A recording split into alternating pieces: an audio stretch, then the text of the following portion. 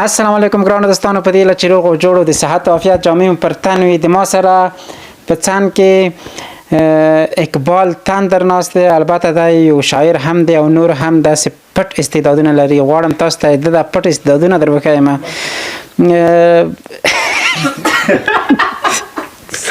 نوال خان. السلام علیکم ګرانو دوستانو، په دې له چې روغ او جوړو د صحت او عافیت جامې مو پر تن وي. سره په څنګ کې ناست شروع شو. السلام علیکم ګرانو دوستانو، په دې له چې روغ او جوړ د صحت او عافیت. السلام علیکم ګرانو دوستانو، په دې له چې روغ او جوړ وي. نو د خپل خبر نستنو ستړی شول. د ما سره په څنګ کې که د خندل هم فرق نکو.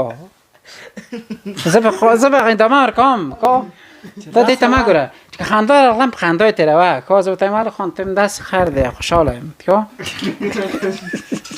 شروع. السلام علیکم گران دوستان،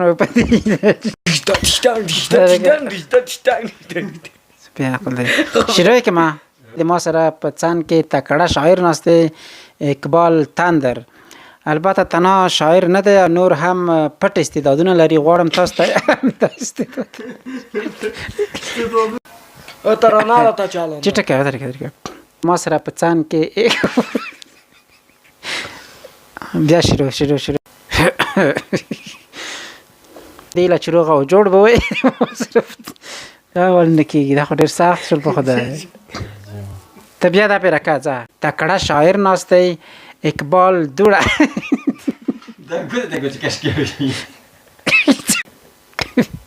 او په دې له چې روغ او جوړ ته ما که تکوه.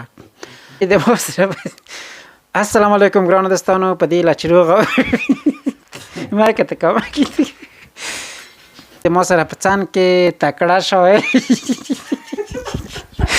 چې موږ خندا. ما سره په څنګ کې تکړه شاعر ناست دی اقبال دوړه. دوړه نه بلکې بړو. نو که ته لیدونکو ته یو څه شعرونه ووایې.